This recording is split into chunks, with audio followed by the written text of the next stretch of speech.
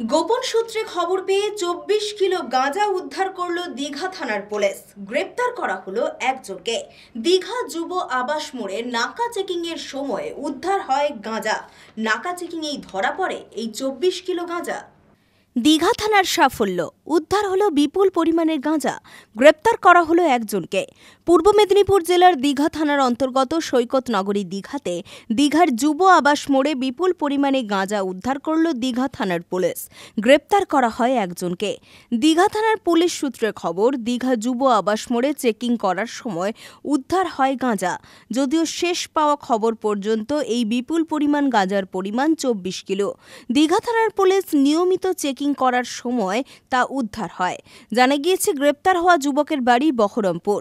Ticket counter থেকে ticket কেটে আসার সময় নাকা চেকিং এই ধরা পড়ে সে এবং উদ্ধার হয় 24 কিলো গাঁজা।